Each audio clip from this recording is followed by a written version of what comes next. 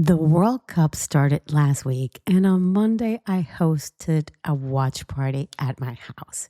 Nothing fancy, just a few friends, football, drinks, food, the usual. And while I was putting everything together, I started noticing the same thing I notice every time there's a huge event. Like the World Cup or like the Olympics or the Super Bowl. Suddenly, every business feels like they should be doing something, and you can almost feel the panic. What should we post? Should we run a promotion? Should we talk about football? Are we missing an opportunity? And before you know it, perfectly normal businesses are posting things that have absolutely nothing to do with them because they feel like they need to participate.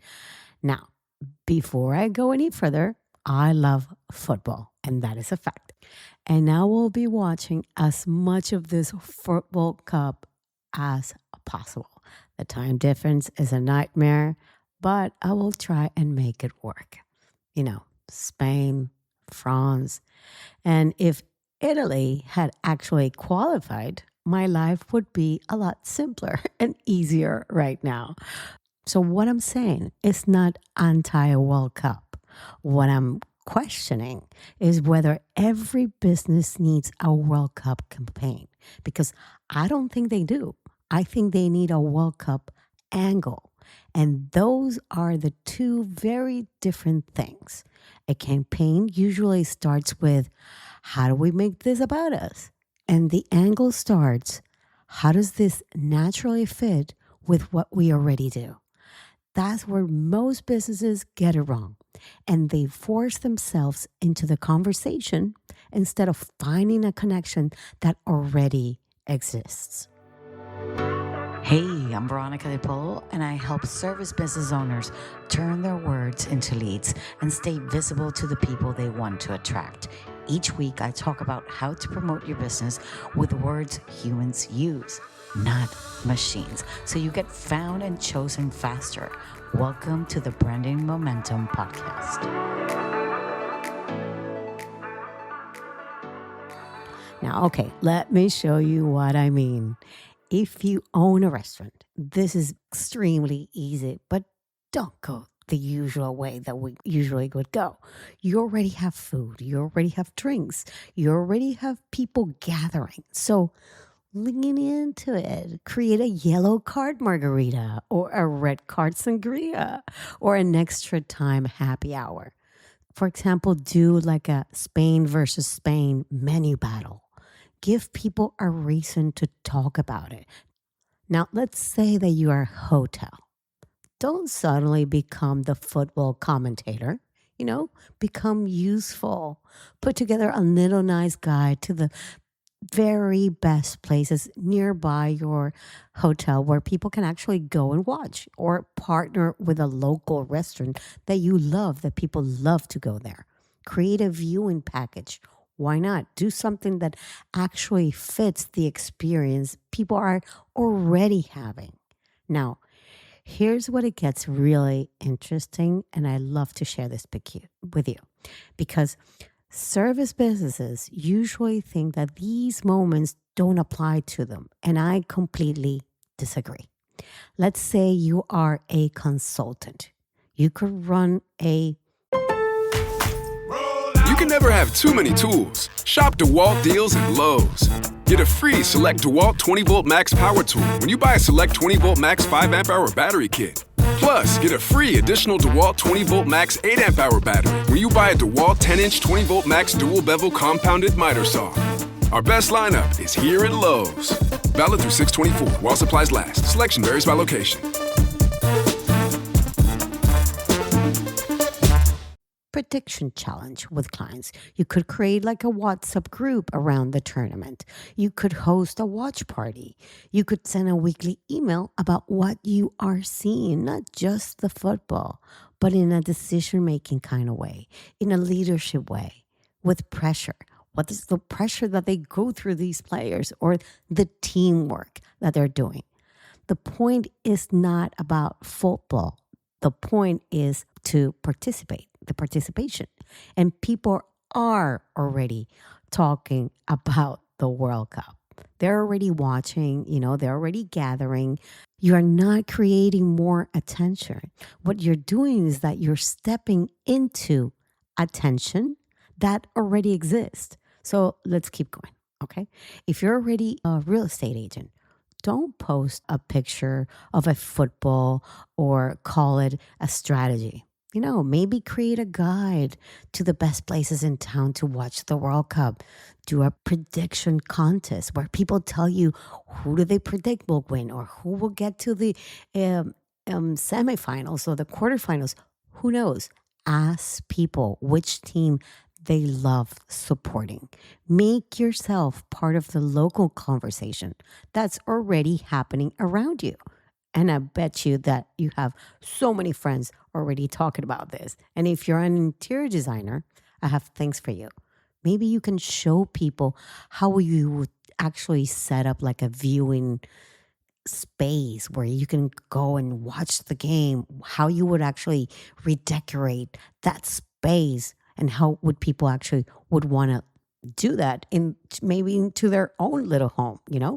Maybe you do a terrace watch. You decorate your terrace just for that, which actually I just did, by the way.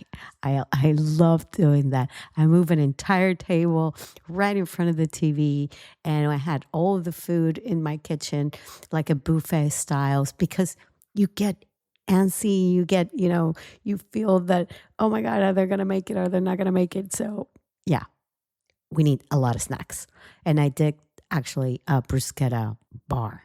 So you would fix yourself your own food. That was my take on that. And the thing is that, as I was saying with the interior designers, people are already going to be inviting friends for the next few weeks. So if you can tap into that, if you can give them more tips, give them more things to do, how you would actually do it, go ahead and do that kind of content because you're being relevant at the moment where everybody's doing this. Okay, now let's say that you are a personal stylist or you are like an image consultant. Talk about football shirts. Let's analyze those shirts. Oh my God, and the shoes that they're wearing. Talk about why some shirts become iconic and maybe other shirts don't come iconic. Maybe you can even say, I would actually restyle it like this, or maybe I would change this to the design. Okay, we're not designers, but we see a lot of stuff, right? Talk about maybe the national identity or the colors or the symbols or the symbolism that represents having that shirt as styling. Why not? There's loads and loads of how you can turn this World Cup into your own oyster. Really. Okay. Now, let's say that you are a lawyer or an accountant or a financial advisor. Maybe you don't need to force the football talk into your content every day, but you could absolutely host maybe like a breakfast during a match. Or you can invite clients and you can create a reason to connect with you and your business. If you're a gym, for example, this one is really, really easy because prediction contests are the best. National team workouts. Oh my God. Okay. Now, today we're going to be doing the French workouts. And you can do French things if you want to. You can do some can-can. Why not? But these are fun little things that you can actually recreate. Maybe you can do like match day classes and who knows, let's say Spain wins and everybody gets a free smoothie. Turn it around. Turn it around to you. Have some fun with it. And if you're sitting there thinking, my business has nothing to do with football, you are probably right. But I'm going to say this very gently to you. Your clients do. Your clients do. And that is the difference. You are not trying to become a football business. You are simply acknowledging what people are paying attention right now. It's not jumping on a trend. It's looking at something that everybody's talking about it through a different angle. And sometimes that is tough. And if you are an event planner, this is your moment, guys. Watch parties, viewing events, private gatherings, corporate events. The World Cup is basically one giant excuse for people to get together. And this is exactly where I see a lot of businesses get stuck. And I hate that word, but you will get what I mean. Stuck, right? People, how can I say this? Okay, they participate, right? But they don't create the participation. So, for example, I already seen companies creating football teams of their own staff and posting pictures of everyone wearing the same t-shirt. Nothing wrong with that, but after I took a look at it, I thought to myself, so what? Then what? What am I supposed to do with that if I am a customer?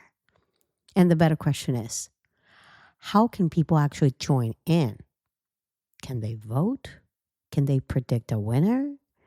Maybe attend something, meet someone, win something, participate somehow? Because the World Cup doesn't automatically make content interesting. You still have to connect it to something your audience cares about. Otherwise, you're just posting football themed content because everybody else is doing it. And that is not the way that you should be treating your social media, your content, your visibility, your branding. And that's probably where I have to leave it. By the time that you are listening to this, the watch party at my house has already happened. And I'll probably host another one for my birthday because it's July 4th. And I saw that there was a game that day. So I might have a few more. And if the final falls at a decent hour here in Spain, I'll be in town, watching it with everybody else because the atmosphere is incredible. But remember, please, it's not about the campaign. It's not about football whatsoever.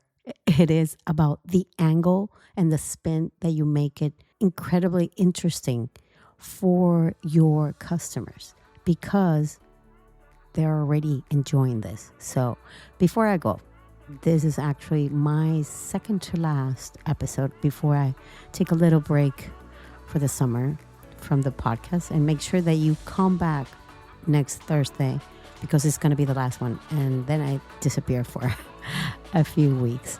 I'll still be around. You just won't see me probably or listen to me here. I'll be more on YouTube. Okay? I'm going to see you next week.